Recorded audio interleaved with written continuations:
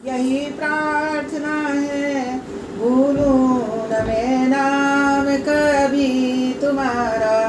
निष्काम होकर दिन रात गाऊं, गोविंद दामोदर माधवेति।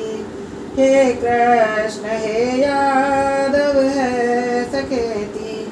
देहांत काले तुम सामने हो, बंसी बजाते मन को लुभाते। गाती यही मैं तननाथ जागूं, गोविंद दामोदर माधवेति। प्यारे जरा तो मन में विचारो, क्या साथ लाए क्या ले चलोगे। गाओ यही नाम सदा पुकारो, गोविंद दामोदर माधवेति। हे कृष्ण हे यादव है सखेति। नाता भला क्या जग से हमारा, आए यहाँ क्या कर रहे हो। सोचो विचारो हरि को पुकारो, गोविंद दामोदर माधवेति। हे कृष्ण हे यादव है सखेति। माता पिता सच्चे सखा है, हरि ही हमारे। माता पिता शील बंधुत प्यारे, भला इसी में दिन रात गाओ, गोविंद दामोदर माधवेति। हे कृष्ण हे यादव है सखेति। जय हो श्री रामचंद्र भगवान की जय हो। अपने दोष देखे बिना परमात्मा के दर्शन नहीं होते। दूसरों के दोष देखते हैं तो परमात्मा के दर्शन नहीं होते। अपने दोष देखो। बाली ने कहा, प्रभु यदि मैं पापी हूँ तो मुझे बताइए, क्या पापी को भी आपके दर्शन का लाभ प्राप्त हो सकता है। कहा तो यही गया है, जन्म जन्म मुनि जतन कराही, अंतराम कहीं आवत नाही।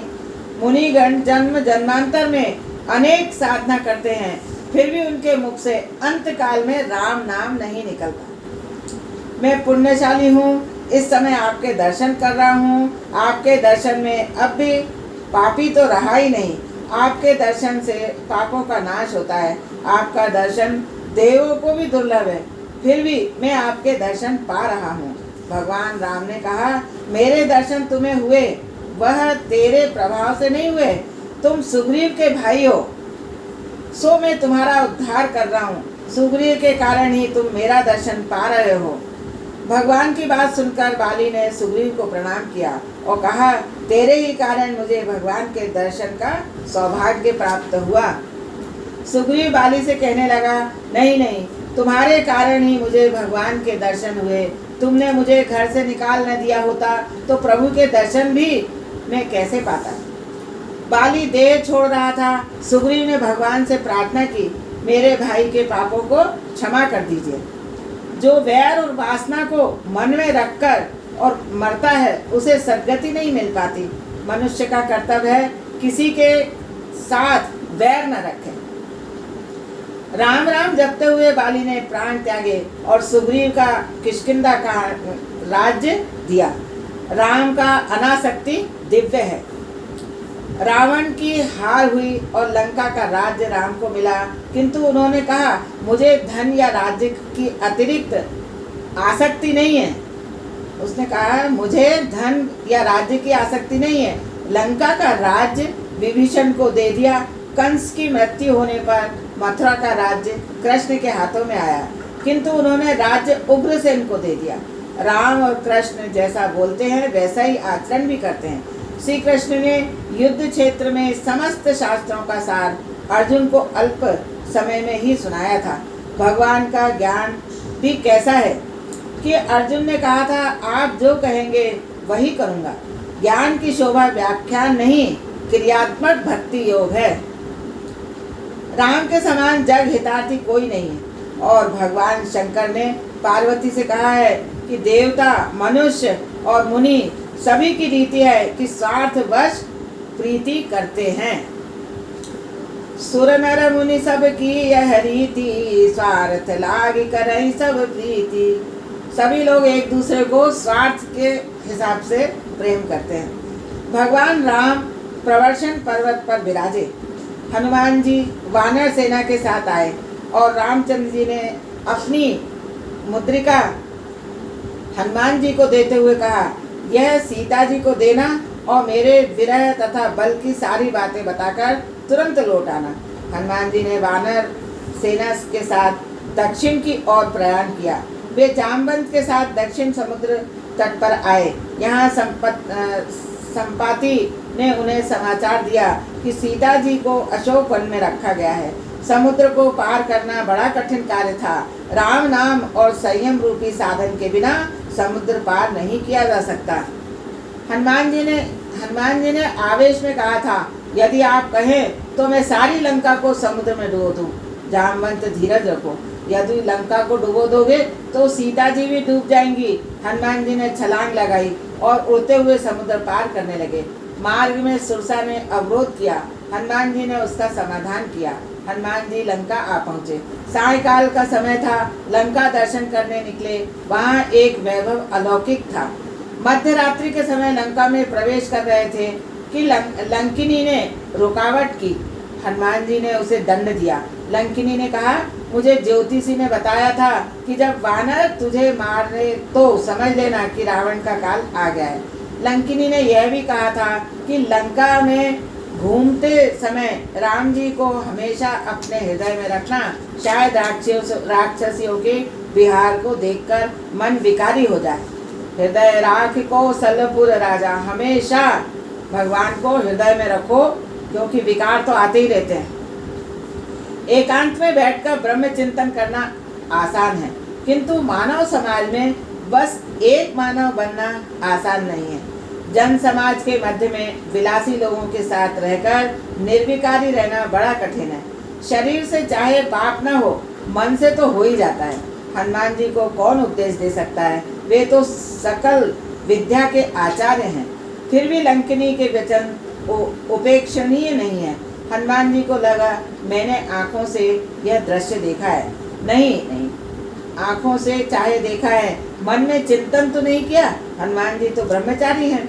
वे इंद्रजीत के आवास में आए और सुंदरी सुलोचना को देखकर उन्होंने सोचा, शायद यही सीता जी होंगे। नहीं, यह सीता जी नहीं है। हनुमान जी ने सारी रात सूक्ष्म रीति से भ्रमण किया, किंतु सीता जी कहीं भी दिखाई नहीं दी। प्रातः काल विभीषण के आवास में प्रविष्ट हुए। वहाँ देखा कि विभीषण ने नींद से जागते हुए राम का स्मरण किया। हनुमान जी सोचने लगे कि इस राक्षस की बस्ती में यह वैष्णव कौन है। हनुमान जी ने ब्राह्मण का रूप लिया और विभीषण के निकट गए। विभीषण ने उनसे पूछा, कौन है आप राम तो नहीं है? प्रभात में आपके दर्शन हुए सो मेरा सारा दिन अच्छा बीतेगा और कल्याण होगा। सारी बात बताते हुए हनुमान जी ने सीता जी का पता पूछा। विभीषण, आपके दर्शन होने से अब मुझे विश्वास हो गया है कि राम जी के दर्शन मुझे अवश्य होंगे।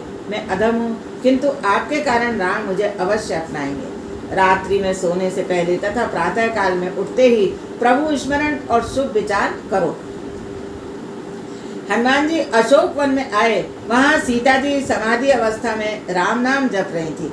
उनका शरीर क्रश हो गया था। हनुमान जी ने उनको मन ही मन प्रणाम किया और एक वृक्ष की डाली पर बैठकर राम कथा सुनानी शुरू की। आपको ढूंढने के लिए वानर भेजे गए हैं, उनमें से मैं एक हूँ। मैं रामचंद्र जी का दूत हूँ। आज मेरा जीवन सफल हो गया। साक्षात आधा शक्ति सीता जी को मैं प्रणाम करता हूँ। सीता जी, भाई कौन हो तुम? प्रत्यक्ष क्यों नहीं होता, मेरे समक्ष आ।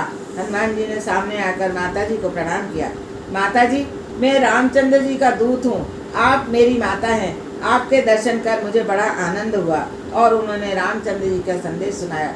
वे आपकी उपेक्षा नहीं करते, वे शीघ्र ही यहाँ आ रहे हैं।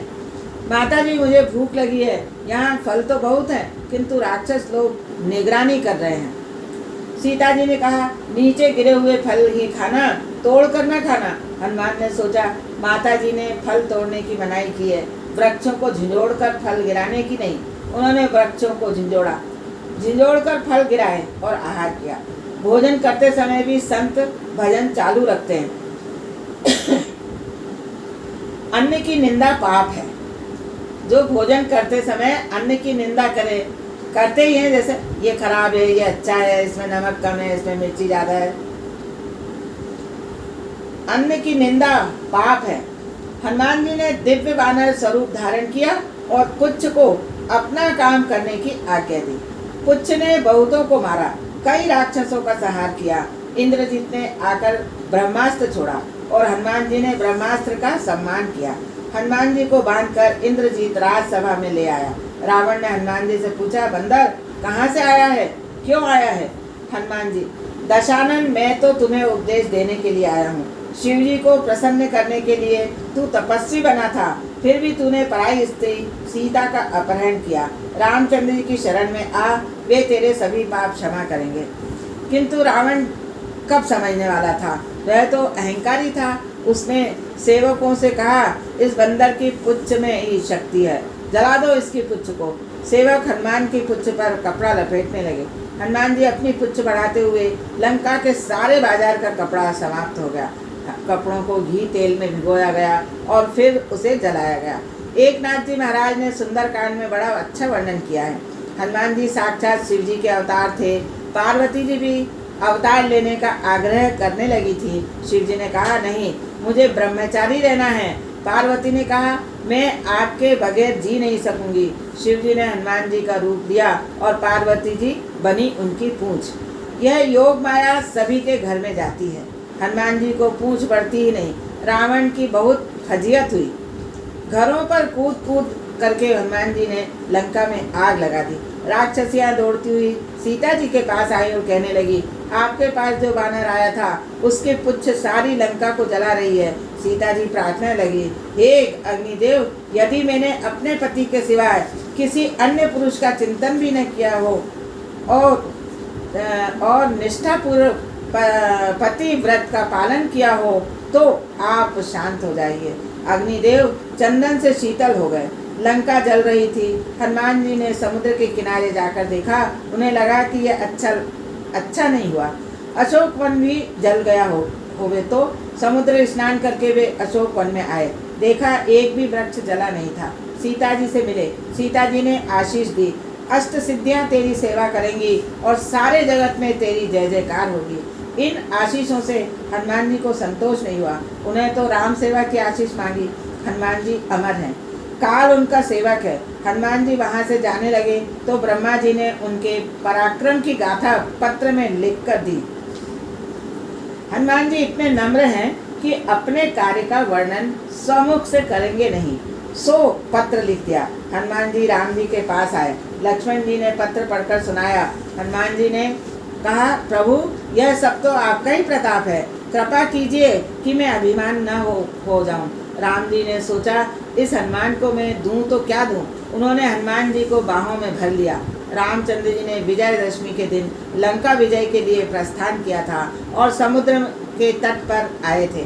उनका नियम प्रतिदिन शिव जी की पूजा करने का था। वहाँ कोई शिवलिंग नहीं मिला तो हनुमान जी को काशी से शिवलिंग ले आने की आज्ञा दी। हनुमान जी को लौटने में देरी हुई तो राम जी ने बालू का शिवलिंग स्थापित कर पूजा की। वही शिवलिंग रामेश्वर है। जो रामेश्वर का दर्शन करेगा वह देह त्याग के बाद मेरे धाम में आएगा। जो रामेश्वर दर्शन करही ते तनु तजि मम लोक सिधरही। इधर लंका में रावण ने नगर जनों की सभा बुलाई।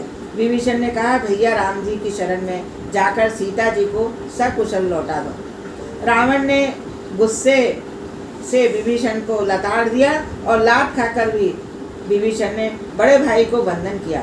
तुमको जो ठीक लगे वही करो, मैं तो श्री राम की शरण में जा रहा हूँ। विभीषण ने लंका त्याग करते ही सभी राक्षस आयुहीन हो गए।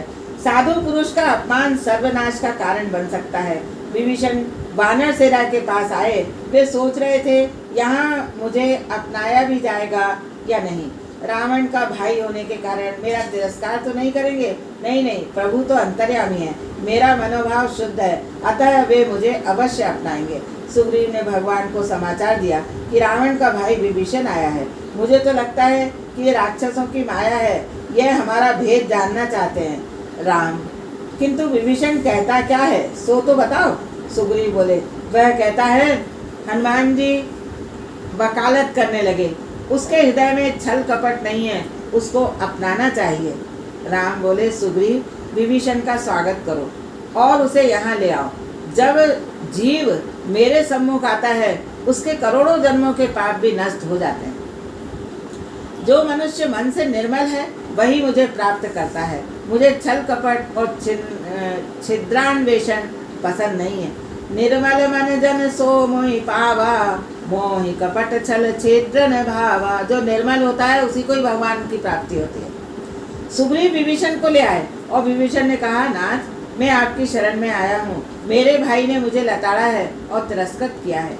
आसन से उठकर विभीषण का सत्कार करते हुए राम जी ने कहा, तुम मुझे लक्ष्मण के समान प्रिय हो, लंका का राज्य तुम्हें ही दिया जाएगा। विभीषण ने भी सोचा था कि रावण की मृत्यु के पश्चात प्रभु मुझे ही लंकापति बनाएंगे। आज उसकी इच्छा पूर्ण हो गई। सुग्रीव ने राम जी से कहा, आप बड़ी शीघ्रता करते हैं। विभीषण को लंका का राज्य देने का वचन तो दे दिया, किंतु यदि रावण शरण में आकर सीता जी को सौंप दे, आप उसे क्या देंगे? रघुनाथ जी, मैं सोच विचार करके ही बोलता हूँ। यदि रावण शरण में आएगा तो मैं उसे अयोध्या का राज दे दूंगा। विभीषण शरण आयो, करो लंकाधीश, यह सुनी रावण शरण आयो, तो करो कौशलाधीश। समुद्र पर पत्थर का सेतु रचा गया। राम नाम लिखे पत्थर तैरते थे। राम नाम से यदि जड़ पत्थर तैर सकता है तो मनुष्य क्यों नहीं? विश्वास पूर्वक, श्रद्धा पूर्वक राम नाम का जप करोगे तो भवसागर पार सकोगे। इस कलयुग में इसके सिवाय अन्य कोई उपाय नहीं। रामचंद्र जी ने लंका में प्रवेश किया। अंगद को संधि के लिए भेजा गया। अनेक राक्षस मारे गए। लक्ष्मण ने इंद्रजीत का मस्तक उड़ा दिया। सुलोचना ने सती होना चाहा। उसने रावण से अपने पति के मस्तक की मांग की तो रावण ने कहा, वह मस्तक तो राम के पास है, उसके पास जा। सुलोचना ने कहा, मुझे शत्रु के पास क्यों भेज रहे हो? मैं सुंदरी हूँ, वहाँ कुछ अनर्थ हुआ तो?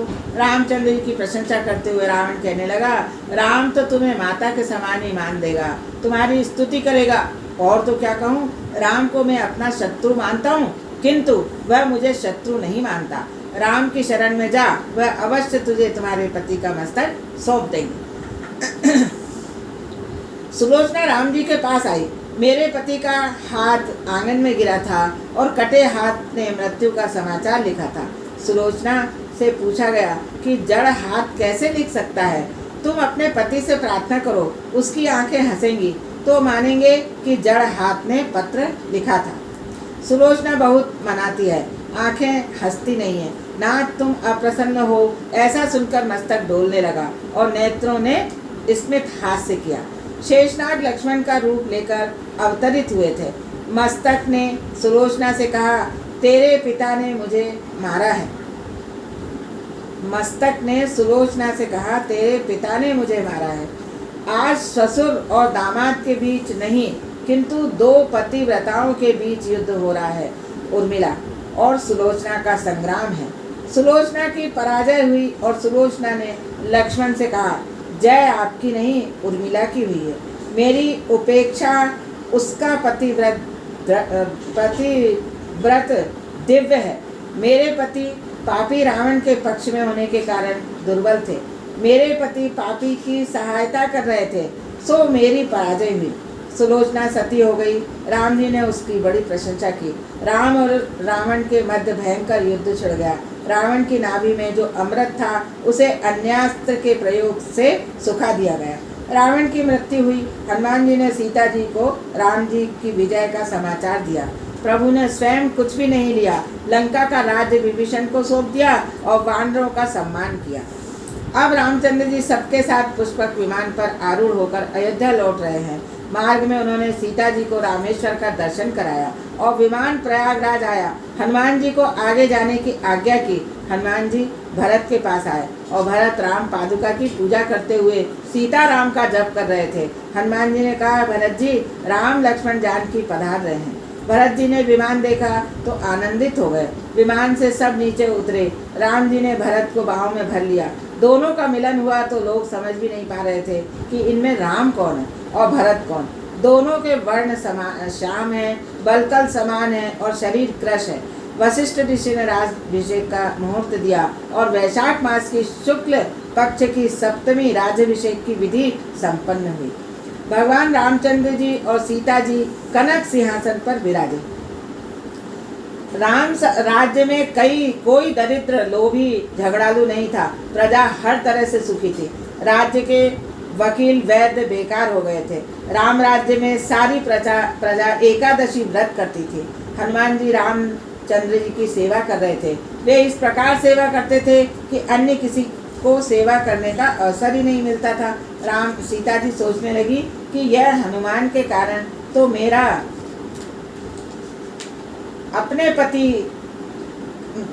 मैं अपने पति की कुछ भी सेवा ही नहीं कर पाती हूँ। जब सेव्य यह होवे और सेवक अनेक तो ऐसा विषमता हो जाती है। दासोहम के बाद सोहम हो सकता है। ज्ञानी लोग भी पहले दास्य भाव रखते हैं और बाद में सोहम की भावना करते हैं। सीता जी ने पतिदेव से कहा, मैं आपकी सेवा करूंगी, हनुमान जी को आप मना करें। राम जी, हनुमान जी को भी सेवा कर अवसर तो देना ही पड़ेगा। उसने मेरी बड़ी सेवा की है, मैं उसका ऋणी हूँ। प्रभु को दुख हुआ कि लोग हनुमान को पहचानते नहीं हैं और समझते भी नहीं हैं। सीता, भरत और शत्रुघ्न हनुमान जी की सेवा करने ही नहीं देते, किंतु हनुमान जी का जीवन तो राम सेवा ही था। सेवा और स्मरण के हेतु जो जीता है वही सच्चा वैष्णव है। वेश से वैष्णव होना, वैष्णव कहलाना कठिन नहीं है, किंतु हृदय से वैष्णव बनना बड़ा कठिन है। हनुमान जी ने सीता जी से पूछा, माता जी, क्या आप मुझसे नाराज हो गई हैं? आप मुझे राम जी की सेवा क्यों नहीं करने देती? सीता जी बोली, सेवा का सारा काम बांट लिया गया है और अब कोई काम बाकी नहीं रहा है। हनुमान जी बोले, एक सेवा बाकी है। जब राम जमाई लेंगे तो चुटकी कौन बजाएगा? जमाई आने पर चुटकी बजानी चाहिए, अन्यथा आयु का क्षय होता है। सीता जी, अच्छा तो तू यही सेवा करना। आज यह हनुमान जी दास्य भाव से प्रभु के चरण ही निहारते थे। अब माता जी की आज्ञा से मुखारविंद के दर्शन करने लगे। सीता जी और रामचंद्र जी बातचीत भी करें तो बीच में हनुमान जी उपस्थित हैं। सारा दिन तो विनोद में निकल गया। रात्रि आई, राम जी के पास हनुमान जी पहले ही आ गए। सीता जी, हनुमान, अब तुम जा सकते हो। हनुमान जी, माता जी, आप ही ने तो मुझे सेवा सौंपी है। प्रभु कब जमाई लेंगे यह कौन जान सकता है, सो मुझे तो यहाँ रहना ही पड़ेगा। सीता जी ने राम जी से कहा, नाथ, अपने इस सेवक को अब बाहर जाने की आज्ञा दो। राम जी, हनुमान जी को कहूँ तो मैं कैसे कहूँ? मैं उसका ऋणी हूँ। उसके एक एक उपकार के बदले मैं अपना प्राण दूँ तो भी कम है। प्रभु की बात सुनकर भी सीता जी ने हनुमान जी को बाहर जाने की आज्ञा दी। वे बाहर आकर सोचने लगे, एक सेवा मिली थी वह भी छीन ली। अब सारी रात में चुटकी बजाता रहूँगा। हर समय राम की सेवा अपने आप होती रहेगी। इधर राम जी सोच रहे हैं, मेरे ही कारण हनुमान जग रहा है, वह जगा रहे और मैं सोता रहूँ, यह ठीक नहीं है। भगवान को कीर्तन भक्ति अतिशय प्यारी है। मेरा हनुमान जाग रहा है, मैं कैसे सो सकता हूँ? मेरे हनुमान को सीता ने बाहर निकाल दिया। हनुमान जी ने भी युक्ति सोची, वे बार बार जमाई लेने लगे। रघुनाथ जी ने युक्ति सोची और वो बार बार जमाई लेने लगे और जागते रहे। सीता जी मनी मन डर गईं। पतिदेव कुछ बोलते ही नहीं। वह भागी हुई कौशल्या के माँ के पास गई और कहा, माता जी, उन्हें शायद किसी राक्षस की नज़र लग गई है। वशिष्ठ जी बुलाए गए। वे समझ गए कि आज भगवान के किसी लाडले भक्त का अपमान हुआ है। भक्त ने दुख से भगवान दुखी हो गए। वशिष्ठ जी ने सीता जी से पूछा, आज का सारा दिन कैसे बीता था? कुछ गड़बड़ तो नहीं हुई थी? सीता जी, हनुमान जी ने से सेवा का भार लिए जाने के कारण यह सब हुआ है। प्रभु ने ठीक से भोजन भी नहीं किया। हनुमान जी को चुटकी बजाने की सेवा की बात बताई। सभी राम के आवास में आए हनुमान जी वहाँ चुटकी बजाते हुए नाचते हुए राम का कीर्तन कर रहे थे। वशिष्ठ जी महाराज कीर्तन करो किंतु चुटकी मत बजाओ। वशिष्ठ जी बोले वैसा करने से राम जी को जुम्हाई आएगी। जगत राम के अधीन है किंतु राम आपके अधीन है। हनुमान जी कहते हैं देव बुद्धि से मैं राम का दास हूँ और जीव बुद्धि से राम का अंश हूँ। आत्मदृष्टि से तो हम एक हैं, मुझ में और राम में कोई भेद नहीं है। भक्त और भगवान एक हैं। ब्रह्म का ज्ञाता ब्रह्म से अलग नहीं रह सकता। ब्रह्मविद ब्रह्मेव भवति। रामायण की कथा करुण रस प्रधान है। बाल कांड के सिवाय अन्य सभी कांड आंसुओं से भरे हुए हैं। रामायण समाप्त होने पर वाल्मीकि सोचने लगे इसमें तो केवल करुणा रस ही है, अतः उन्होंने आनंद रामायण की रचना की। उसमें शोक प्रसंग नहीं है। महापुरुषों ने तो यहाँ तक कहा है कि हे सीते, हे देवी, इस जगत में आप क्यों आई? यह जगत आपके अयोग्य था। रामचंद्र जी का चरित्र दिव्य है। रामचंद्र जी की भांति मर्यादा का पालन, माता पिता की सेवा, एक पत्नी व्रत, भातृ प्रेम आदि होने पर ही राम मिल पाते हैं। राम मिले तो आराम मिले, राम के बिना आराम नहीं मिलता। रामायण का एक एक पात्र आदर्श है। श्री राम जैसा कोई पुत्र नहीं हुआ, वशिष्ठ जैसा कोई गुरु नहीं हुआ, दशरथ जैसे कोई पिता नहीं हुआ, कौशल्या जैसी कोई माता नहीं हुई और श्री राम जैसा कोई पति नहीं हुआ, सीता जैसी कोई पत्नी नहीं हुई और भरत जैसा कोई भाई नहीं हुआ, रावण जैसा कोई शत्रु नहीं हुआ। रामायण में मातृ प्रेम, पितृ प्रेम, पुत्र प्रेम, पति प्रेम, पत्नी प्रेम का सर्वोच्च आदर्श बताया गया है। एक नाथ जी ने भावार्थ रामायण में लिखा है कि रावण की भक्ति शत्रु भक्ति, विरोध भक्ति थी। रावण ने सोचा यदि मैं अकेला ही राम की भक्ति करता हूँ तो मात्र मेरा उद्धार होगा। मेरे ये राक्षस तो कभी प्रभु का नाम भी नहीं लेंगे, सो मैं राम से शत्रुता करूँ। राम के साथ युद्ध होगा तो युद्ध भूमि में सभी राक्षस मरते समय भगवान के दर्शन पा सकेंगे, उनका उद्धार होगा। इस प्रकार राक्षस समुदाय के उद्धार के हेतु ही रावण ने श्री राम से शत्रुता ली। रावण ने कुंभकर्ण से अपनी राम शत्रुता का यही कारण बताया था। रामायण श्री राम का नाम स्वरूप है। रामायण का एक एक कांड राम जी का अंग है। बाल कांड श्री राम के चरण है, अयोध्या कांड श्री राम की जंघा है, अरण्य कांड श्री राम का उदर है, किष्किंधा कांड श्री राम का हृदय है और सुंदर कांड राम का कंठ है और लंका कांड श्री राम का मुख है और उत्तर कांड श्री राम का मस्तक है। रामायण ग्रंथ जीव मात्र का उद्धारक है। रामचंद्र जी जब अवतरित होते हैं तभी अनेक जीवों का उद्धार होता है। जब वे प्रत्यक्ष विद्यमान नहीं रहते तब भी रामायण अनेक जीवों का उद्धार करती है। श्री राम ने कुछ ही जीवों का उद्धार किया था, जबकि रामायण अब भी अनेक जीवों का प्रभु के मार्ग की ओर ले जा रही है, अनेकों कल्याण किया है, कर रही है, करती रहेगी। इस दृष्टि से हम रामायण को राम से श्रेष्ठ भी कहें तो अतियुक्ति नहीं है। रामचरित मार्गदर्शक हैं। रामायण से सभी को सीख मिलती है। अपना मन कैसा है यह जानना है तो रामायण पढ़ो। रामायण का मनन करने से उसमें अपना मन दिखाई देगा। रामायण मनोमालिन्य का दर्पण है, जिसका अधिकतर समय निंदा और आलस में बीतता है वह कुंभकर्ण है। काम भाव में पर स्त्री का चिंतन करने वाला व्यक्ति रावण है। रावण अर्थात काम रुलाता है, काम ही दुखदाता है। जो रुलाता है वह रावण है। परमानंद में झुलाने वाला राम है। रामायण के 7 कांड में है, उन सभी की संक्षिप्त कथा कह दी गई। अब उसका आध्यात्मिक रहस्य देखना है। इसके 7 कांड मनुष्य की उन्नति के 7 सोपान हैं। एकनाथ महाराज ने कहा कि कांड विशेष के नामकरण में रहस्य है। प्रथम कांड बालकांड है। बालक से निर्दोष बनोगे तो राम को प्रिय लगोगे। बालक प्रभु को प्रिय हैं, कारण बालक निर्भिमानी होते हैं, उनमें छल कपट नहीं होता। विद्या धन प्रतिष्ठा बढ़ने पर अपना हृदय बालक सा निर्दोष और सरल ही बनाए रखना। बाल कांड निर्दोष कांड है। राम किसे मिलते हैं? उसे ही जो बालक जैसा निर्दोष बन जाता है। बालक के समान निर्दोष और निर्विकारी बनने का प्रयत्न करो। दोष आंखों के द्वारा मन में प्रविष्ट होता है। आंखों पर अंकुश रखोगे तो जीवन निर्दोष बनेगा। जैसी दृष्टि वैसी सृष्टि। सृष्टि किसी को सुख रूप लगती है तो किसी को दुख रूप। सृष्टि में वैसे तो कोई सुख नहीं है और दुख भी नहीं है। सुख और दुख तो अपनी दृष्टि में होता है। इसी कारण भगवान शंकराचार्य संसार को अनिर्वचनीय मानते हैं। वह वर्णन से परे हैं। बालक जैसी निर्दोष निर्विकारी दृष्टि रखोगे तो राम के स्वरूप को पहचान सकोगे। संयम से, ब्रह्मचर्य से जीवन में सरलता आती है। जीव माना अपमाना को भूल जाए, मान और अपमान को भूल जाए तो जीवन में सरलता आ जाए। बालक के समान निर्मोही और निर्विकारी बनने से तुम्हारा शरीर अयोध्या बनेगा। जहाँ युद्ध, वैर, ईर्ष्या नहीं है वहीं अयोध्या है।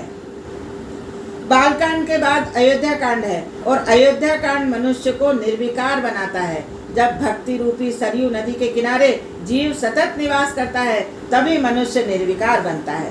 भक्ति अर्थात प्रेम। अयोध्या कांड प्रेम का दान करता है। राम का भरत प्रेम, राम का सौतेली माँ से प्रेम आदि सब इसी कांड में है। राम की निर्विकारिता यहाँ दिखाई देती है। आनंद रामायण में प्रत्येक कांड की भिन्न भिन्न फलश्रुति बताई गई है। जो अयोध्या कांड का पाठ करता है उसका घर अयोध्या जैसा बनता है। उसके घर में लड़ाई झगड़े नहीं होते। गृहस्थाश्रमी के लिए यह कांड आवश्यक है। कलह का मूल है धन और प्रतिष्ठा। अयोध्या कांड का फल है निर्वैरता। शास्त्र कहता है कि सबसे पहले घर के ही सभी व्यक्तियों में भगवत भाव रखना चाहिए। अपने बंधु आदि में जो प्रभु को नहीं देख पाता उसे मंदिर में भगवान कैसे दिखेंगे। जगत का सर्जन करने के बाद उसकी प्रत्येक वस्तु में भगवान ने वास किया है। जब कैकेयी ने कहा कि उसने भरत को राज्य दिया है तो राम ने वन जाते हुए कहा था, माता यदि मेरा भाई इससे सुखी हो तो मुझे वनवास स्वीकार है। मेरी तो यही भावना है कि मेरा भाई सुखी हो। जो भाई में भगवान को नहीं देख पाता उसे मंदिर में भी भगवान दिखाई नहीं देते। मूर्तिवासी भगवान हमारे लिए दौड़ते हुए नहीं आते। फिर भी मूर्ति में भगवत भाव स्थिर करना है। किंतु सजीव देव कुटुंबी जन से जो प्रभु सा भाव नहीं जोड़ पाता वह पत्थर की मूर्ति में देवत्व का भाव कैसे जोड़ पाएगा। सृष्टि सृजन के बाद सभी पदार्थों में भगवान ने वास किया है। जब तक वे प्रवेश नहीं करते तब तक सृष्टि का कोई अस्तित्व नहीं। सभी में ईश्वर है। मेरे भाई और बहन, माता पिता आदि सभी में एक ही ईश्वर है। राम ने अलौकिक आदर्श स्थापित किया। अपने भाई के सुख के हेतु हंसते हुए उन्होंने वन गमन किया। भरत का मातृ प्रेम भी वैसा ही दिव्य था। उन्होंने राज्य को स्वीकार नहीं किया। मेरे बड़े भाई वन में धूल छानते हैं और कंदमूल खाते हैं, सो मुझे यह राज्य स्वीकार्य नहीं। मेरे ही कारण वे दुखी हो रहे हैं। अयोध्या कांड के पठन से लड़ाई झगड़े मिट जाते हैं। जीवन को विशुद्ध प्रेममय बनाओ। अयोध्या कांड के बाद आता है अरण्य कांड। वह वासना का निवारण करता है। निर्वैर होने के बाद भी वासना सताती है। अरण्य कांड के मनन से वासना निर्मूल होगी। बिना तप किए जीवन में दिव्यता नहीं आ सकती। रामचंद्र जी ने राजा होते हुए भी सीता जी के साथ वनवास किया था और तपस्या भी की थी। तप करने के बाद राम राजा बने थे। जिसने पहले तपस्या की होगी भोगोपभोग के प्रसंगों में वही संयम और सावधानी से काम लेगा। सभी महान व्यक्तियों ने अरण्यवास किया था। वहाँ प्रभु जी ने नंगे पांव भारत की यात्रा की थी। वे 2 से अधिक वस्त्र नहीं रखते थे। जीवन में तपस्या जरूरी है। वनवास के बिना जीवन में सुवास नहीं आ पाती। वनवास के बिना जीवन सत्वहीन रहता है। अधिक नहीं तो कम से कम 1 मास किसी वन में पवित्र नदी के किनारे वास करना ही चाहिए, जहाँ भगवान और तुम्हारे सिवाय अन्य कोई न हो। तीसरा आया नहीं कि गड़बड़ हुई। वनवास मनुष्य के हृदय को कोमल बनाता है। वनवास से विश्वास दृढ़ होता है। भगवान के सिवाय अपना कोई भी नहीं है।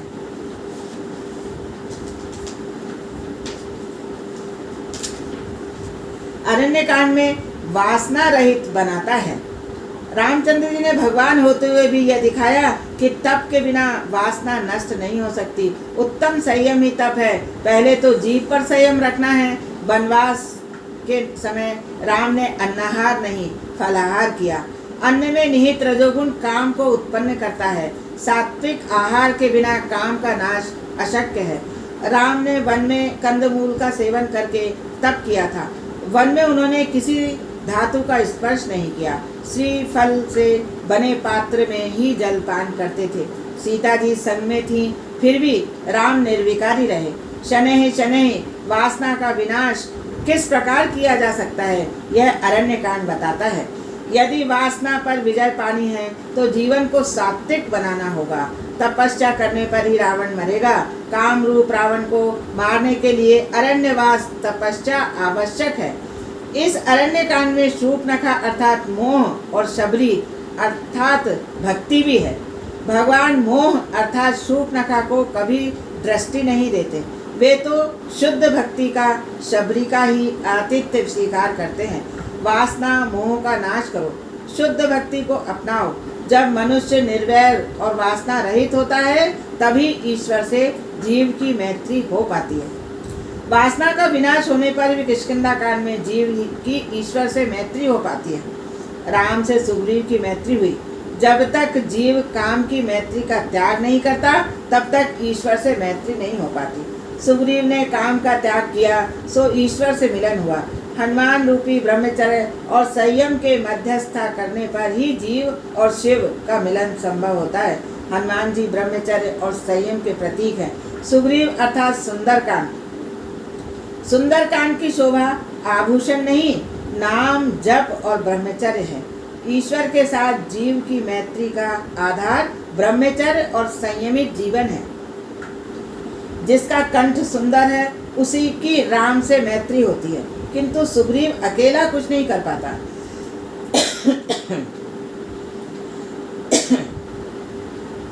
उसे हनुमान जी ब्रह्मचर्य का सहयोग भी आवश्यक है।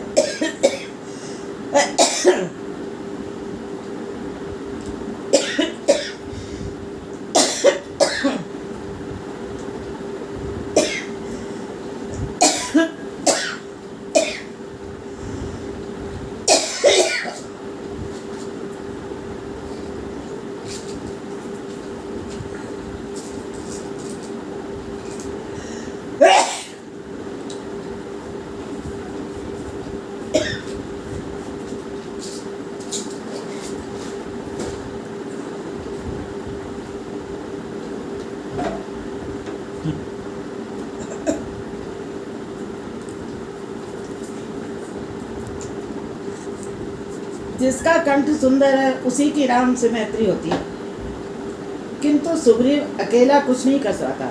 उसे हनुमान जी ब्रह्मचर्य का सहयोग भी आवश्यक है। ब्रह्मचर्य की शक्ति के बिना भजन में आनंद नहीं मिल सकता, एकाग्रता नहीं सध पाती। हनुमान जी के कारण ही सुग्रीव को राम अपनाते हैं। किष्किंधा कांड में ईश्वर से मैत्री हुई सो जीव का जीवन सुंदर हो गया। अतः किष्किंधा कांड के बाद आया है सुंदरकांड। जब तक जीव प्रभु से मैत्री नहीं करता तब तक उसका जीवन सुंदर नहीं हो पाता। सुंदरकांड सचमुच सुंदर है। इसमें राम भक्त हनुमान जी की कथा वर्णित है। भागवत के दशम स्कंद की भांति सुंदरकांड भी बड़ा रोचक है। भागवत में जो स्थान दशम स्कंद का है वही स्थान रामायण में सुंदरकांड का है। सुंदरकांड में हनुमान जी की सीता जी के दर्शन हुए। सीता जी परा भक्ति है, किंतु उनका दर्शन कब हो सकता है? जिसका जीवन सुंदर बनता है उसी को सीता जी पराभक्ति का दर्शन हो सकता है। संसार समुद्र को पार करने वाले को ही सीता जी पराभक्ति के दर्शन हो पाते हैं। अकेले हनुमान जी ही संसार समुद्र को पार करते हैं। ब्रह्मचर्य और राम नाम के प्रताप से उनमें दिव्य शक्ति का संचार हुआ। उनके सिवाय अन्य कोई भी समुद्र को पार नहीं कर सका। ब्रह्मचर्य और राम नाम ने ही उन्हें अपरिमित शक्ति दी थी। समुद्र पार करते समय मार्ग में सुरसा बाधा डालने आदमकती है। सुरसा सताती है। सुस्वादु रस ही सुरसा है। नए नए रस की वासना करने वाली जीव ही सुरसा है। सुरसा को हनुमान जी नष्ट करते हैं। जो संसार सागर को पार करने का इच्छुक है उसे जीव को वश में करना पड़ेगा। स्वाद वासना मारनी ही पड़ेगी। जीवन को यदि सुंदर बनाना है तो उसे भक्तिमय बनाओ।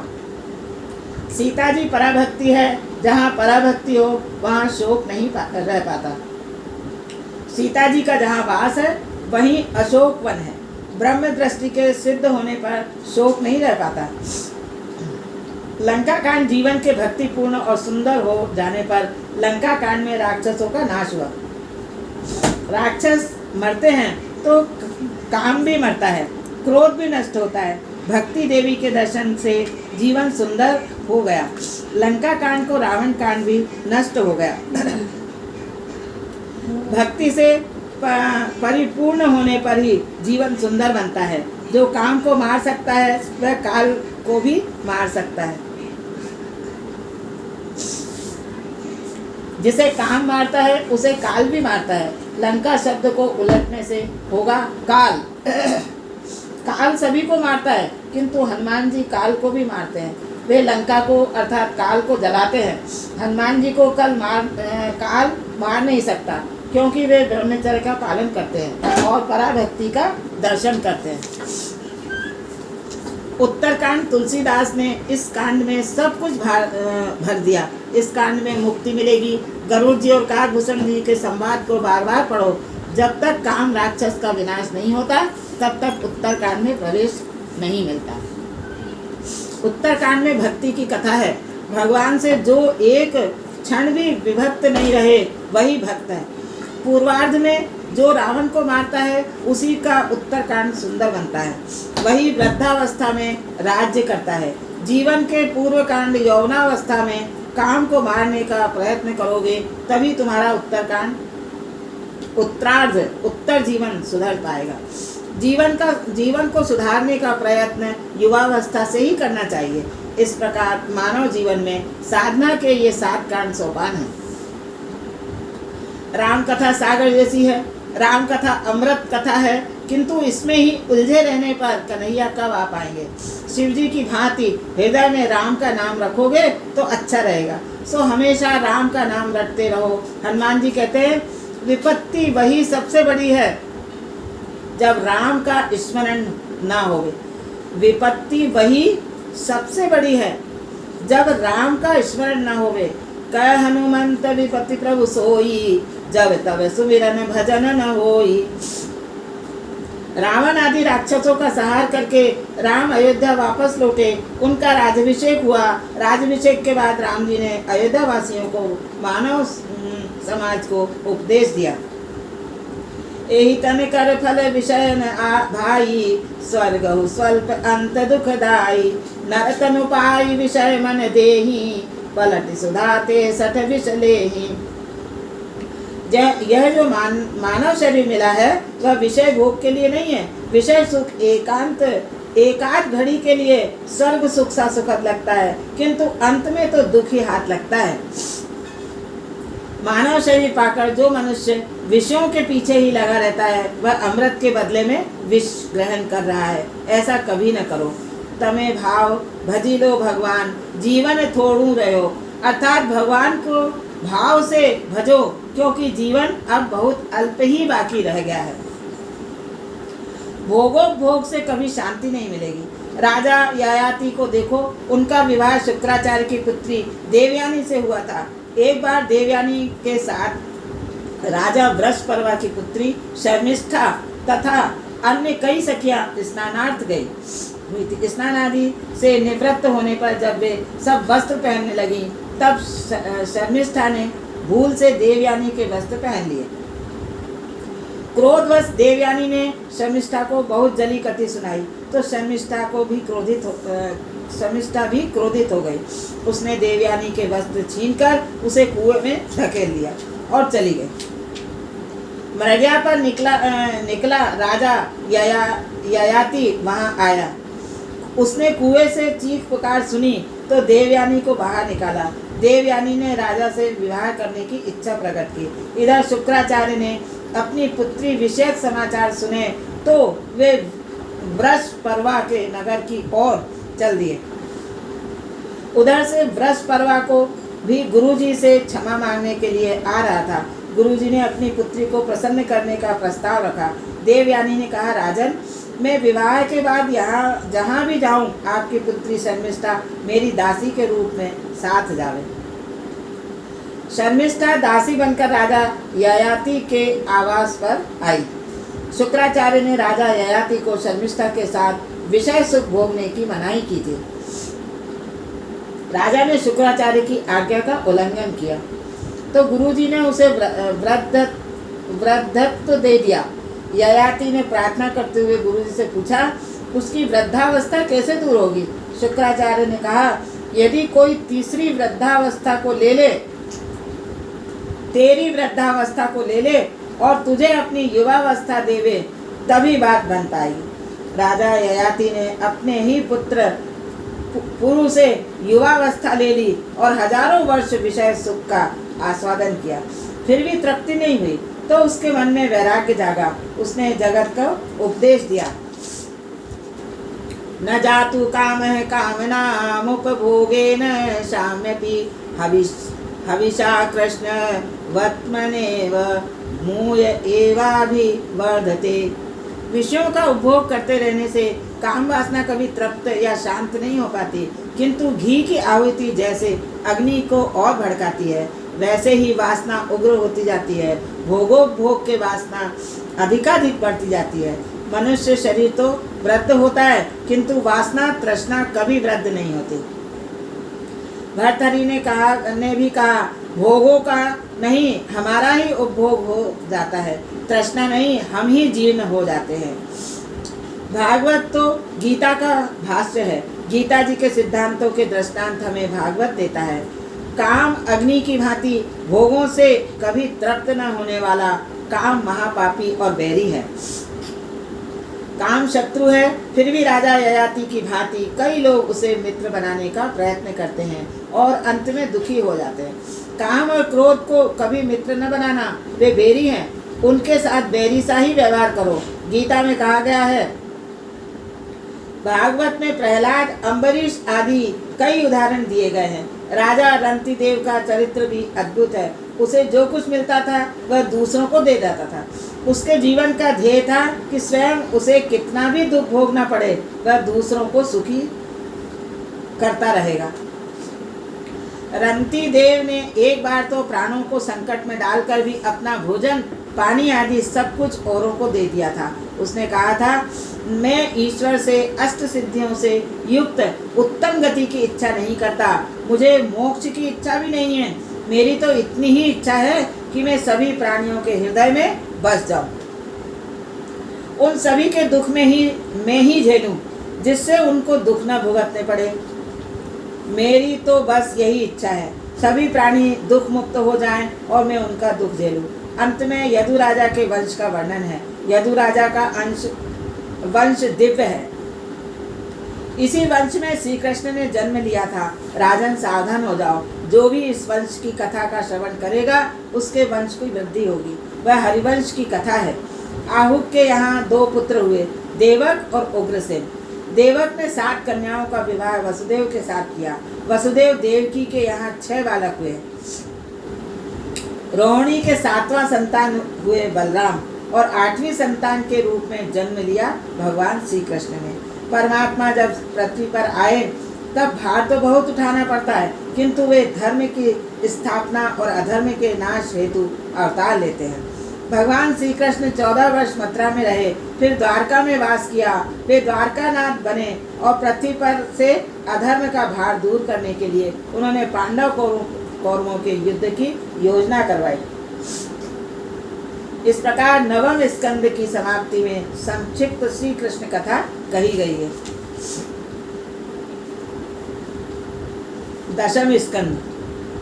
स्मित विकसित वस्त्रम रत्नपाणो दे सुवेणु सुललित मणिहारम वारिजास्यम वदान्यम तरुण जलद नीलम चारु गोविंद वृंदे परम पुरुष माध्यम बालकृष्ण नमामि। 10वां स्कंद भागवत का फल है।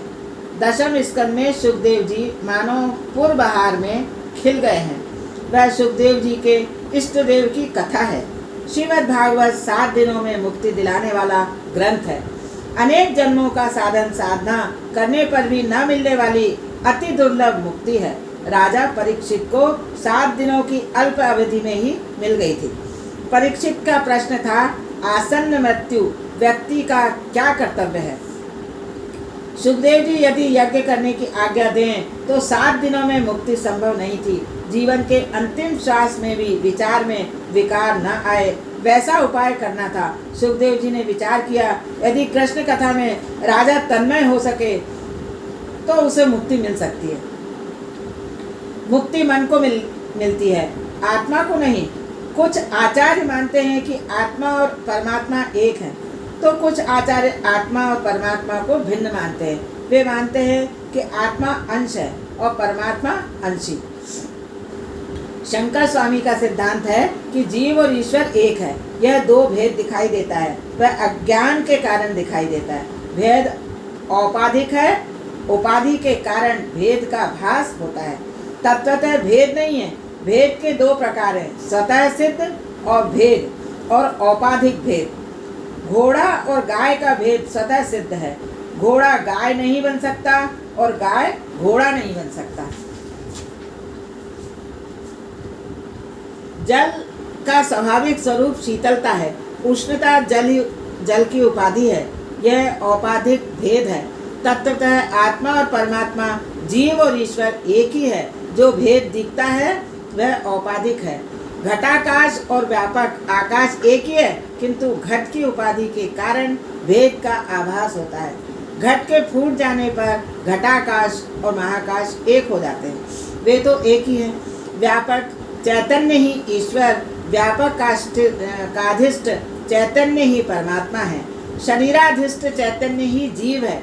अविद्या के आवरण से युक्त चैतन्य ही जीव है और अविद्या रूपी आवरण के दूर होने पर जीव और शिव एक बनते हैं। उपाधि के कारण ही शिव और जीव की भिन्नता भासमान होती है। यह वेदांत का सिद्धांत है। यह जीव अंश नहीं बन सकता। यदि अंशी में से अंश विभक्त हो जाए तो अंशी का स्वरूप खंडित होगा। पुण्य की एक पंखुड़ी अलग होने पर पुष्प का स्वरूप खंडित होता है। अंशी में से अंश के अलग होने पर अंशी का अखंडित स्वरूप टूट जाएगा। अतः शंकराचार्य कहते हैं, जीव अंश जैसा है, पूर्णांश नहीं है। ईश्वर ऐसा नहीं है कि जिसका विभाजन किया जा सके। ईश्वर व्यापक चैतन्य है, सर्वव्यापी है, आकाश की भांति सर्वत्र है। वैष्णव आचार्य मानते हैं कि जीव और ईश्वर एक नहीं है। जीव ईश्वर का अंश है। अंशी के अंश से विभक्त होने पर भी अंशी का नाश नहीं होता। जैसे समुद्र में से एक आध बूंद पानी लेने पर समुद्र का नाश नहीं होता, इसी प्रकार अंश के विभक्त होने पर अंशी का नाश नहीं होता, उसके स्वरूप में भी परिवर्तन नहीं होता। ऐसा मानो कि हम सब एक राजा की संतान हैं। माया एक दासी है जो हमारे लालन पालन के लिए है, हम सताने के लिए नहीं, हमें सताने के लिए नहीं। यदि वह हमें सताएगी तो राजा उसकी छुट्टी कर देंगे। परमात्मा के साथ घनिष्ठता से प्रेम करेंगे तो माया का बंधन छूट जाएगा। गोकुल लीला का यही रहस्य है। अति सूक्ष्म बुद्धि वाला व्यक्ति वेदांत के विवर्तवान को समझा सकता है। उर्मी प्रधान व्यक्ति को वैष्णवाचार्यों का सिद्धांत पसंद आएगा। ये दोनों सिद्धांत दिव्य हैं।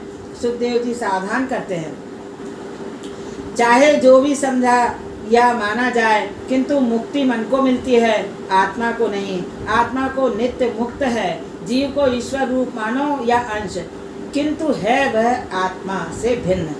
सुख और दुख का अनुभव मन को होता है, आत्मा को नहीं। फिर भी आत्मा पर उसका आरोप किया जाता है। परीक्षित को मात्र 7 ही दिनों में मुक्ति प्राप्त करनी है। यदि श्री कृष्ण के सिवाय उसका मन अन्य किसी भी वस्तु में जावे तो उसे मुक्ति मिलने की संभावना, अन्य किसी भी वस्तु में ना जावे तो उसे मुक्ति मिलने की संभावना है। मुक्ति उसे मिलती है जिसका मन मरता है। पूर्व जन्म का शरीर मर गया, किंतु पूर्व जन्म का मन लेकर ही जीवात्मा इस जन्म में आया है। मन को किसी भी प्रकार मारना ही है। थोड़े से पानी में मछली ना तो बराबर जी ही सकती है और ना मर सकती है।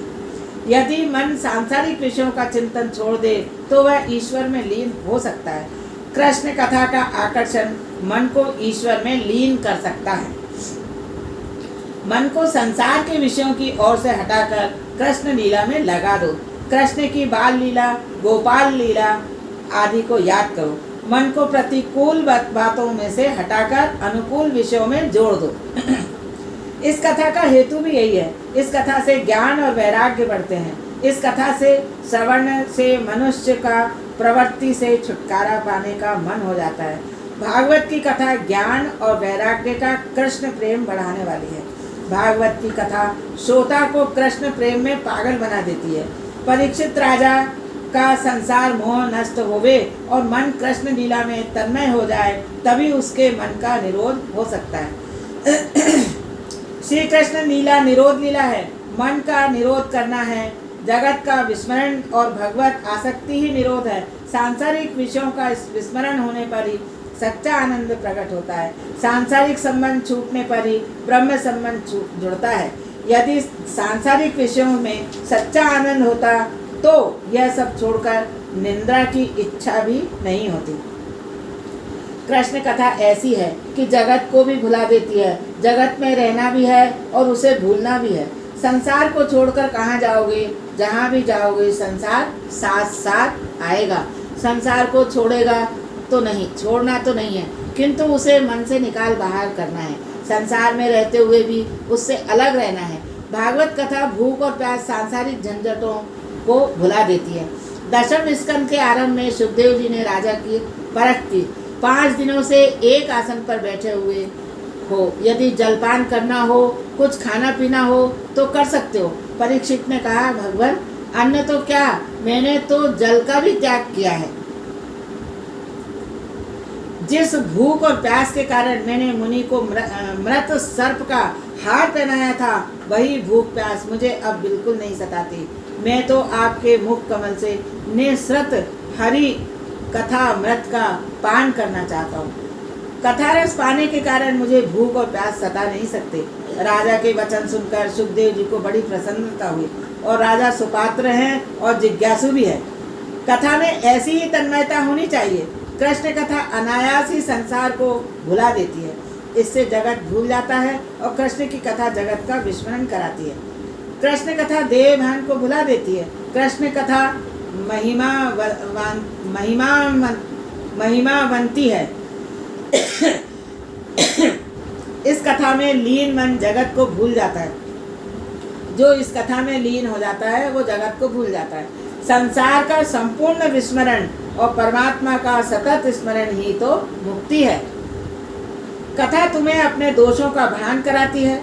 कथा सुनने पर रोना आए तभी मानो कि कथा सुनी गई है। अम्बरीश की भक्ति कैसी दिव्य थी और मेरा जीवन कैसा क्षुद्र है। हाय, मेरा जीवन कुत्ते की भांति व्यर्थ ही चला गया। कृष्ण कथा सभी को आनंद देती है। इसमें सभी रसों का समन्वय है। यह कथा बालक को भी आनंद देती है और सन्यासी को भी।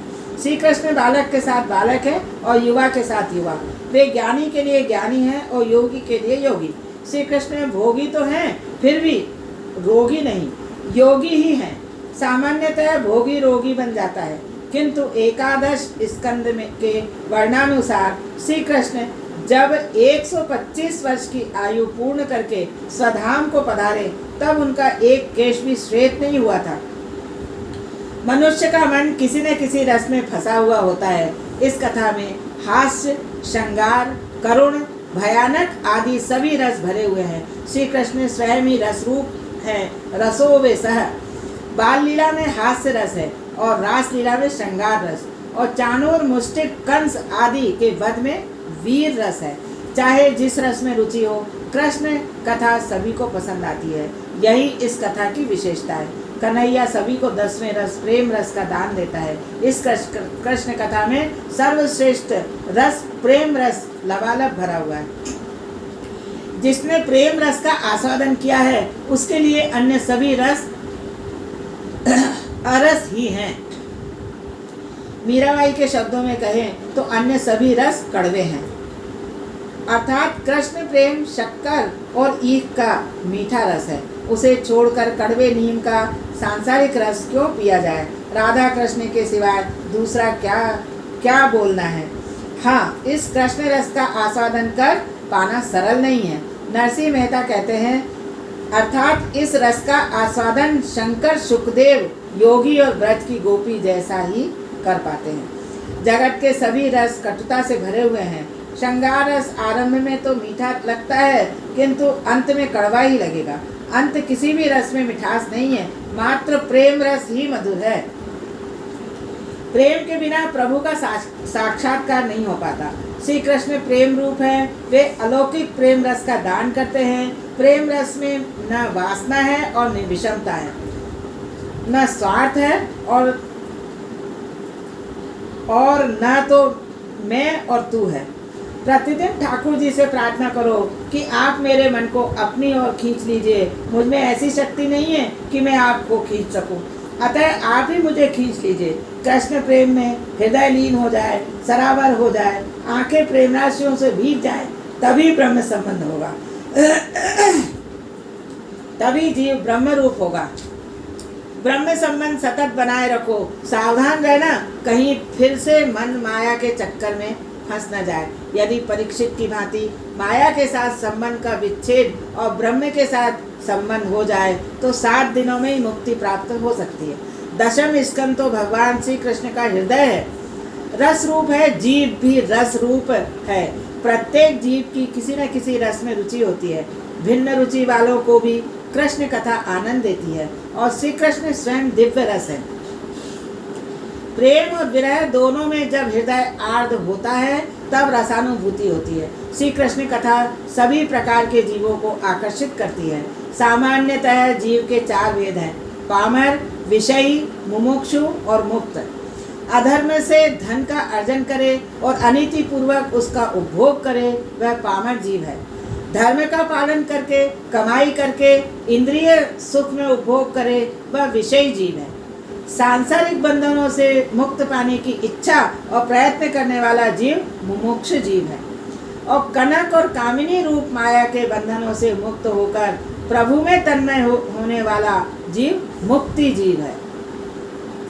श्री महाप्रभु जी कहते हैं, राजस और तामस सात्विक किसी भी प्रकृति का जीव कृष्ण कथा में आनंद पा सकता है। इसी कारण से तो उन्होंने दशम स्कंद के 3 विभाग किए हैं, सात्विक प्रकरण, राजसिक प्रकरण और तामसिक प्रकरण। श्री कृष्ण कथा सभी के लिए उपयोगी है, सभी को आनंद देने वाली है। इसका कारण यह है कि श्री कृष्ण भोगी भी हैं और महान योगी भी। सुखदेव जी जैसे योगी की भी इस कथा में आनंद मिला है। भगवान श्री कृष्ण ने गृहस्थाश्रम और संन्याश्रम दोनों का समन्वय जगत के समक्ष रखा है। 16,000 रानियों के स्वामी श्री कृष्ण सन्यासियों का व्यास पूजा में अग्रस्थान पाते हैं। श्री कृष्ण की दिव्यता तो देखो कि 16,000 रानियों के बीच रहकर उन सभी के साथ प्रेम व्यवहार करते हुए भी अनासक्त रहते हैं। पति पत्नी को चाहिए एक दूसरे के साथ प्रेम करते हुए भी अनासक्त रहें। श्री कृष्ण सभी रानियों के साथ प्रेम करते हुए भी किसी रानी में आसक्त नहीं थे। जहाँ विकार है वहाँ प्रेम नहीं है, मोह है। श्री कृष्ण के वैकुंठ गमन का सुखदेव जी ने वर्णन किया। उस समय भगवान के मुख पर दिव्य कांति थी। 125 वर्ष की अवस्था होने पर भी उनका ना तो एक केश श्वेत हुआ था और ना एक दांत ही टूटा था। ऐसा था उनका दिव्य रूप। इसी कारण से तो वे योगियों के भी प्रिय हैं। सच्चे महायोगी का यही लक्षण है कि वह कभी बीमार नहीं होता। जिस योगी को बीमारी लग जाए उसके योग में कहीं कोई त्रुटि होगी। श्री कृष्ण योगी और भोगी दोनों को प्रिय हैं। कृष्ण लीला में सभी प्रकार के रस हैं। साधारणतः साहित्य में 9 रस होते हैं, हास्य, वीर, करुण, श्रृंगार, बीभत्स आदि। श्री कृष्ण का हास्य विनोद भी अद्वितीय है। श्री कृष्ण के वीर रस का तो महाभारत में अनेक स्थानों पर वर्णन आया है। प्रेम स्वरूप होने के कारण श्री कृष्ण परिपूर्ण माधुर्य रस से भरे हुए हैं। श्री कृष्ण लीला के चिंतन से किसी भी रस की रुचि पुष्ट होगी। अलौकिक प्रेम रस की अनुभूति होगी। इससे लौकिक आसक्ति धीरे धीरे विनष्ट होगी और श्री कृष्ण की आसक्ति रूपी अलौकिक भक्ति प्राप्त होगी तथा जीवन सफल होगा। महापुरुष श्री कृष्ण लीला का निरोध लीला कहते हैं। मन का निरोध होने पर मुक्ति सुलभ है। संसार जड़ है किंतु मन जड़ नहीं है, अतएव मन का निरोध ईश्वर में ही हो सकता है, अन्य किसी वस्तु में नहीं। दूध और मिश्री की भांति सजातीय द्रव्य एक दूसरे में मिल जाते हैं। दूध और पत्थर एक रूप नहीं हो सकते। इसी प्रकार मन संसार के जड़ पदार्थों के साथ एक रूप नहीं हो सकता। मन न तो पूर्णतः चेतन है और न तो पूर्णतः जड़, अर्ध चेतन है और अर्ध जड़।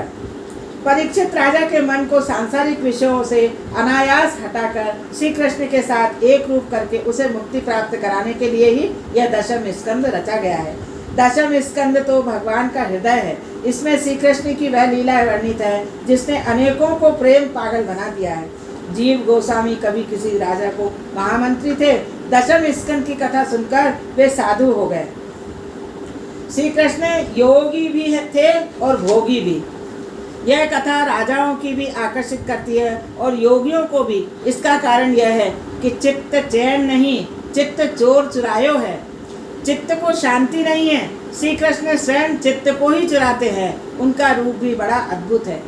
धूरी भरे अति शोभित श्यामत तैसी बनी सिर सुंदर चोटी, खेलत खात फिरे अंगना पग पैजनी बाजती पीर कचोटी, वाछ बिको रस खान बिलोकत भारत काम कला निधि कोटि, काव्य के भाग कहा कहिए हरि हाथ से ले गयो माखन रोटी।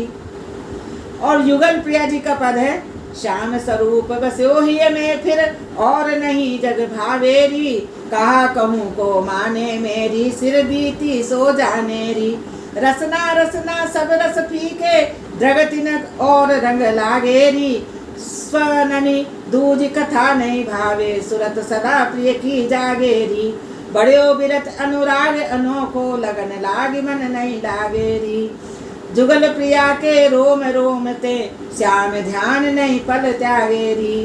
भगवान श्री कृष्ण की छवि, उनकी लगन, उनके प्रेम की कसक ऐसी है कि एक बार हृदय में प्रविष्ट होने पर निकलने का नाम ही नहीं लेती।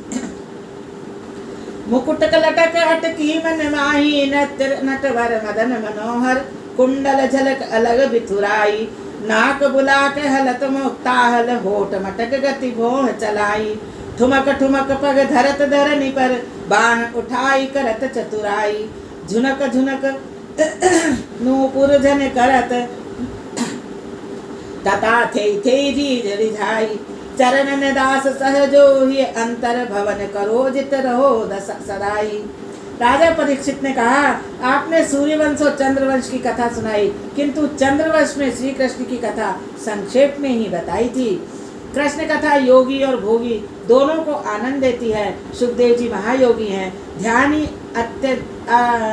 आत्यंतिकता का कारण वस्त्र भान भी नहीं रहा। श्री कृष्ण कथा में पागल हो गए हैं। परीक्षित कहते हैं, वैसे आपने तो सर्वस्व का त्याग किया है, किंतु आप कृष्ण कथा का त्याग नहीं कर सके। आपने पिता से भी कह दिया था कि न तो आप उनके पुत्र हैं और न वे आपके पिता। आपने पिता का त्याग किया किंतु कृष्ण कथा का नहीं। यह कथा आपको भी आनंद देनी है। सुखदेव जी जैसे वीतराग्नि साधु पुरुष का कृष्ण कथा का मोह छोड़ नहीं पाए। महापुरुष को लगता है कि जब तक नाक पकड़कर बैठे हैं अर्थात तप कर रहे हैं तब तक तो ठीक है, किंतु आसन से उठ जाने पर मन किधर भागने लगता है उसकी खबर तक नहीं लगती। मन को निर्विषय बनाओ, उसे कृष्ण लीला में पिरोए रखो। चिंतन करना है तो कृष्ण लीला का चिंतन करो। मन को निर्विषय बनाने का आदेश वेदांत भी देता है। यह बड़ा कठिन काम है।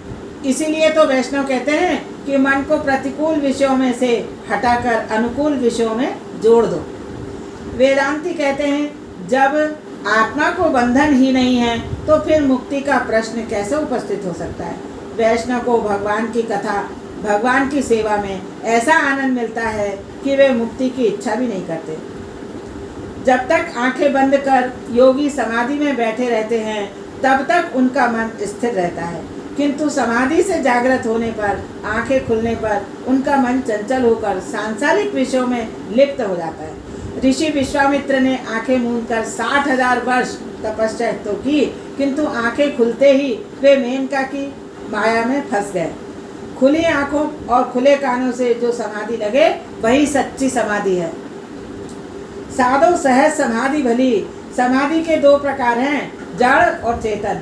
जड़ समाधि वह है जिसमें योगी मन को बलपूर्वक वश में रखने का प्रयत्न करता है। मन पर ऐसा बलात्कार करना कोई अच्छी बात नहीं है। ऐसे योगी कभी रोगी भी हो जाते हैं। इसी कारण तो हठ योग की निंदा की गई है। हठ योगी को भक्ति का सहारा न मिले तो उसका योग निरर्थक है। मन पर बलात्कार करने की उपेक्षा उसे प्रेम से समझा बुझाकर वश में करना अच्छा है। मन सज्जन है, मन की कोई सत्ता नहीं होती। मन आत्मा की आज्ञा में है। आत्मा के आदेश अनुसार मन को कार्य करना पड़ता है। मन को शास्त्र में नपुंसक कहा गया है। आत्मा की सत्ता और आज्ञानुसार ही मन दौड़ सकता है।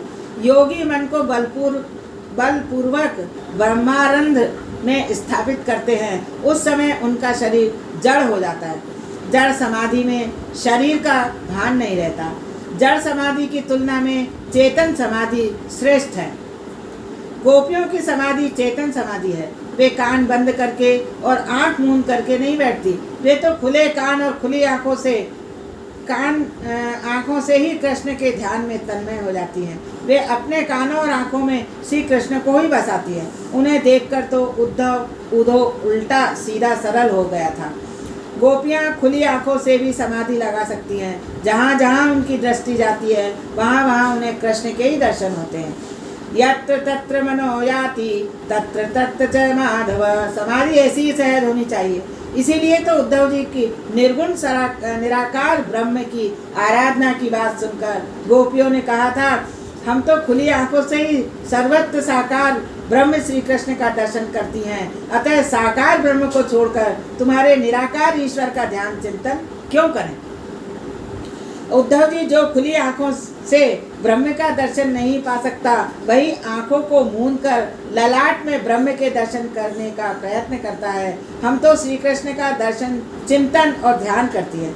आंखें बंद करने के बाद जो समाधिस्थ हो जा सकता है, संभव है कि आंखें खुलने के बाद उसका मन संसार में भटक जाए। गोपियां गृहस्थ होने पर भी महापरमहंस हैं। घर में रहते हुए भी सन्यासिनी हैं। जीवन कैसे जिया सकता है यह श्री कृष्ण ने बताया। वे 13 बार भोजन करते हैं और 16,000 रानियों स्त्रियों के स्वामी हैं। फिर भी वे अच्युत हैं, युवा हैं। वे कभी वृद्ध नहीं होते, जीर्ण नहीं होते। वे अर्जुन और दुर्योधन दोनों को समान दृष्टि से देखते थे और उन्होंने दोनों की सहायता की थी। यदुवंश और सुवर्ण की द्वारका का विनाश हो गया, फिर भी उनकी मनोशांति अविचल रही। भागवत परम हंसों की संहिता है। परीक्षित कहते हैं, महाराज आप वीतराग योगी हैं, फिर भी कृष्ण कथा नहीं छोड़ पाए।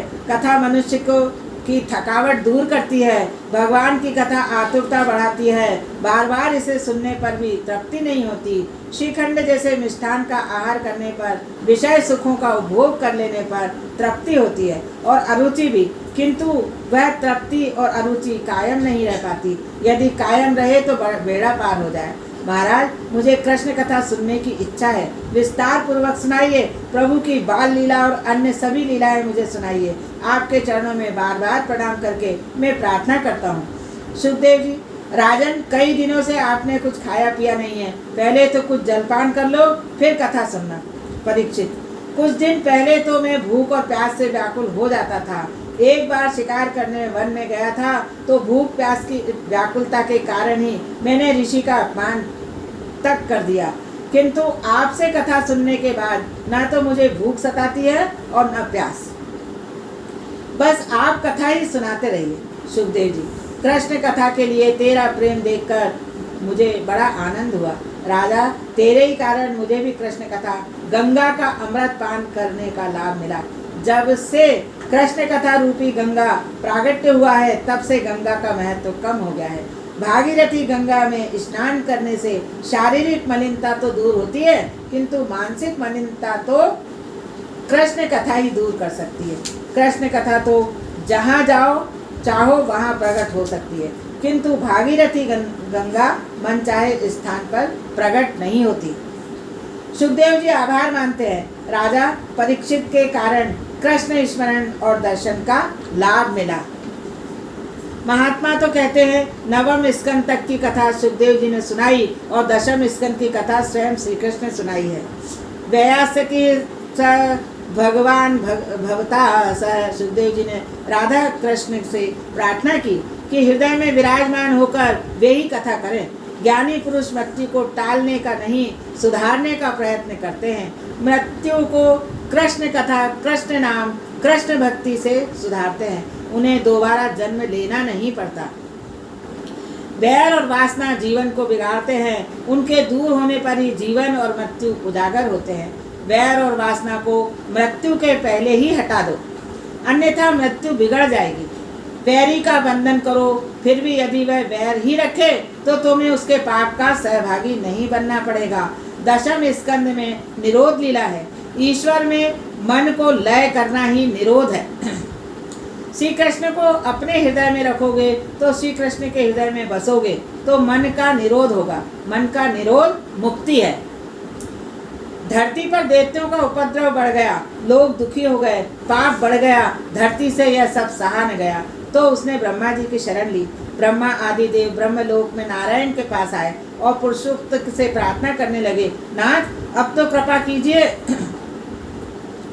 आप अवतार लीजिए। भगवान ने ब्रह्मा जी से कहा, कुछ ही समय में मैं वसुदेव और देवकी के घर प्रकट होऊंगा। मेरी सेवा के लिए तुम देवगण भी अवतार लेना। ब्रह्मा ने आकाशवाणी सुनी और सभी देवों को आश्वस्त किया।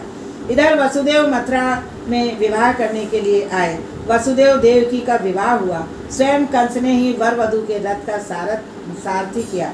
यदि कंस वसुदेव को बहुत सताए तो भगवान का शीघ्र प्रागट्य हो। भक्तों के दुख भगवान से सहे नहीं जाते। पापी का दुख भगवान साक्षी के रूप में देख लेते हैं और सह लेते हैं, किंतु पुण्यशाली का दुख उनसे सहा नहीं जाता। आकाशवाणी सुनाई दी कि हे कंस, देवकी की 8वीं संतान तेरा वध करेगी। कंस ने आकाशवाणी सुनी तो वह तलवार लेकर देवकी की हत्या करने के लिए उद्यत हुआ। तब वसुदेव उसे समझाने लगे, जो आया है वह जाएगा, जिसका जन्म हुआ है उसकी मृत्यु भी होगी। इसीलिए तो महात्माजन मृत्यु को टालने का नहीं, सुधारने का प्रयत्न करते हैं। मृत्यु का निवारण अशक्य है। शरीर का नाश तो होगा ही। वैर न करो। वैर या सुख की वासना मृत्यु को बिगाड़ती है। वैर वासना का त्याग करके प्रभु स्मरण करता हुआ जो मरता है उसी की मृत्यु उजागर होती है। देवकी की हत्या करने से तो तुम अमर हो नहीं सकते और देवकी की तुम्हारी मृत्यु का कारण है भी नहीं। कंस, हाँ यह ठीक है, वसुदेव तो मैं देवकी की सभी संतानों को तुम्हारे हवाले करता रहूँगा। कंस ने सोचा यह भी ठीक है, मैं स्त्री हत्या के पाप से भी बच जाऊंगा। उसने कहा, अच्छा मैं देवकी का वध नहीं करूँगा। वसुदेव शुद्ध सत्व गुण का स्वरूप है। विशुद्ध चित्त ही वसुदेव है। देव की निष्काम बुद्धि है। इन दोनों का मिलन होने पर भगवान का जन्म होता है। विशुद्ध चित्त और निष्काम बुद्धि जब होती है तो भगवान का जन्म होता है। वसुदेव देव की घर आए। प्रथम बालक का जन्म हुआ। उस वसुदेव ने कंस को दे दिया। कंस का हृदय पिघला, इस बालक को मारने से मुझे कोई लाभ नहीं, मुझे तो 8वां बालक मारेगा। यह तो पहला है, मैं इसे नहीं मारूंगा। 7 बालकों को अपने पास ही रखना। मेरा काल होने वाला 8वां बालक ही मुझे देना। वसुदेव जी बालक को लेकर वापस लौटे। नारद जी ने सोचा, यदि कंस अच्छाई करने लगेगा तो पाप कैसे बढ़ेगा, और पाप नहीं बढ़ेगा तो भगवान अवतार कैसे लेंगे। पाप नहीं बढ़ेगा तो वह शीघ्र मरेगा भी नहीं। पाप न करने वालों को भगवान जल्दी मारते नहीं। ईश्वर तो किसी को भी नहीं मारते, मनुष्य को उसका पाप ही मारता है। हमेशा 2 वस्तुओं से डरते रहो, पाप और ईश्वर। नारद जी कंस के पास आए और कहा, कंस तू बहुत भोला है, देव तुम्हें मारने की सोच रहे हैं और वसुदेव के बालक को छोड़कर तुमने अच्छा नहीं किया। कोई भी बालक 8वां हो सकता है। यदि 8वें बालक को पहला माना जाए तो पहला बालक 8वां माना जाएगा। कंस, तो क्या मैं सभी बालकों को वध कर सकता हूँ करूँ? नारद जी ने सोचा, मैं सम्मति दूंगा तो मुझे बाल हत्या का पातक लग जाएगा। दूसरों को पाप की प्रेरणा देने वाला भी पापी है। नारद जी राजन, मैं तुम्हें सावधान करने के लिए आया हूँ, तुम्हें जो ठीक लगे वही करना। और वे नारायण नारायण कीर्तन करते हुए चले गए। नारद जी ने कंस के पाप का भार बढ़ाते हेतु उसे उल्टा सीधा पड़ा दिया। कंस ने वसुदेव देवकी को कारागार में बंद कर दिया। बिना अपराध ही वे बंधन में डाले गए। फिर भी उन्होंने माना कि ईश्वर को शायद यही पसंद है। यह तो भगवान की कृपा है कि नाम स्मरण करने के लिए उन्हें एकांतवास मिला। अतिशय दुख को भी प्रभु की कृपा ही समझना चाहिए। कंस अभिमान है, जीव मात्र को बंदी बना के रखता है। सभी जीव इस संसार रूपी कारागृह में बंद हैं। हम सब बंदी हैं। जीव जब तक काम के अधीन है तब तक वह स्वतंत्र नहीं है। वसुदेव देव की कारावास में भी जागृत थे। हमारा जीव कारागृह के एकांत में जागृत रहने की अपेक्षा सोया ही रहता है। संसार में जो जागृत रहता है वही भगवान को पा सकता है। जो भगवान के लिए जागता है उसे ही भगवान मिलते हैं। कबीर जी ने कहा, सुखिया सब संसार है, खावे अरु सोवे, और दुखिया दास कबीर है, जागे अरु रोवे। कबीर प्रभु के लिए जागे और रोए सो उन्हें भगवान मिले। मीराबाई भी परमात्मा के लिए जागी और रोई सो उन्हें भी भगवान मिले। कंस ने देवकी की 6 संतानों की हत्या कर दी। माया का आश्रय लिए बिना भगवान अवतार नहीं ले सकते। शुद्ध ब्रह्म का अवतार हो नहीं सकता। यदि ईश्वर शुद्ध स्वरूप से आए तो जो भी उनका दर्शन पा सके उसका उद्धार हो जाए। दुर्योधन ने द्वारकाधीश के दर्शन तो किए किंतु माया से आवृत प्रभु के दर्शन किए थे। जो निरावृत ब्रह्म का साक्षात्कार पाता है उसे ही मुक्ति मिलती है। माया आवृत ब्रह्म के दर्शन से मुक्ति नहीं होती। संभव है भगवान के अवतार के समय हम कीड़े मकोड़े रहे हो, हमने भगवान के दर्शन तो किए होंगे, फिर भी आज तक हमारा उद्धार नहीं हो पाया। योग माया का आगमन हुआ। उन्होंने रोहिणी के उदर में 7वें गर्भ की स्थापना की। रोहिणी सगर्भा हुई और दाऊजी महाराज भाद्रपद शुक्ल एकादशी के दिन प्रकट हुए। बलदेव शब्द ब्रह्म का स्वरूप है।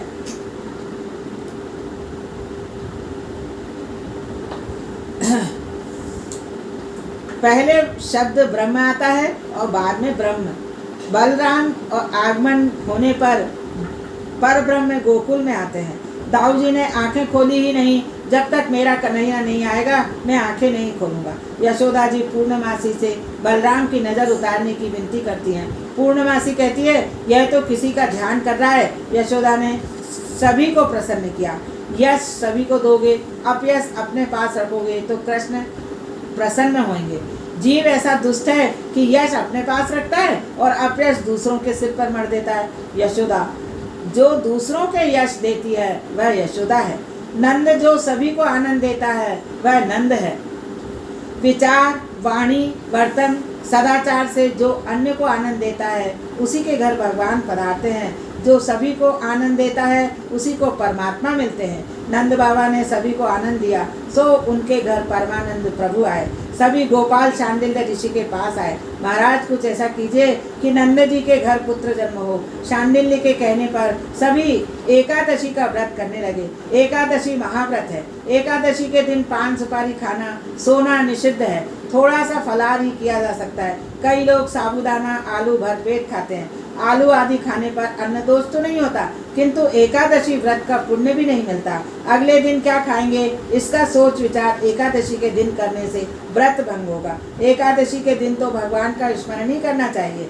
सभी गोपों की एक ही इच्छा थी, परमात्मा प्रसन्न हो जाए और नंद बाबा के घर पुत्र जन्म हो। भाद्रपद शुक्ल एकादशी से सभी गोकुलवासी निर्जला एकादशी व्रत करने लगे। सो भगवान गोकुल में पधारे। बालकों को भी व्रत किया, बालकों ने भी व्रत किया था। वे कहते थे हमारे व्रत के कारण ही कन्हैया आया है। कन्हैया तो सबका है। नंद महोत्सव में सारा गांव आनंद से नाच रहा है। सभी सुखदेव जी का वर्णन कर रहे हैं। इधर देवकी ने 8वां गर्भ धारण किया, उधर कंस ने सेवकों को सावधान कर दिया, मेरा काल आ रहा है। सेवकों ने कहा हम तो सदा जागते ही रहते हैं, हम चौकन नहीं रहते हैं, बालक का जन्म होते ही आपको समाचार देंगे। देवकी के गर्भवासी भगवान नारायण को देवगण स्तुति करते हैं, आप तो सत्य स्वरूप त्रिकाल अबाधित हैं, अपना वचन सत्य करने के हेतु आप पधार रहे हैं। अनेक विद्वानों को अधोगति हमने देखी है, किंतु जो व्यक्ति आपकी लीलाओं का स्मरण और आपके नाम का जप करता है उसकी कभी अधोगति नहीं होती। नाथ कृपा करें। देवों ने देवकी को भी आश्वासन दिया और नवावास परिपूर्ण होने आया। परम शोभायमान और सर्वगुण संपन्न घड़ी आई। चंद्र रोहिणी नक्षत्र में आया, दिशाएं स्वच्छ हुई, आकाश निर्मल हुआ, नदी का नीर निर्मल हुआ, वन में पंछी और भंवरे गुनगुनाने लगे। कृष्ण भाद्र मास के कृष्ण पक्ष की अष्टमी मध्य रात्रि का समय आया और कमल नयन चतुर्भुज नारायण भगवान बालक का रूप लेकर वसुदेव देवकी के समक्ष प्रकट हुए। भगवान अपने श्री हस्तों में शंख चक्र गदा और पद्म धारण किए हुए, चारों ओर प्रकाश बिखर गया है। चतुर्भुज स्वरूप यह बताता है उनके चरणों की शरण लेने वालों के चारों पुरुषार्थ वे सिद्ध करेंगे। जो भक्त अनन्यता से मेरी आराधना करता है उसके धर्म अर्थ काम मोक्ष चारों पुरुषार्थ में सिद्ध करता हूँ। संपत्ति और संतति का सर्वनाश हो गया था, फिर भी वसुदेव देवकी की दीनता पूर्वक ईश्वर की आराधना करते हैं। प्रभु ने कहा मेरे चतुर्भुज स्वरूप का दर्शन करो और 11 वर्षों तक मेरा ध्यान करते रहो, मैं अवश्य आपके पास आऊंगा। भगवान का चतुर्भुज स्वरूप अदृश्य हो गया और छोटे छोटे 2 हाथों वाला बालक प्रकट हुआ। बाल कन्हैया कृष्ण लाल की जय हो, जय हो।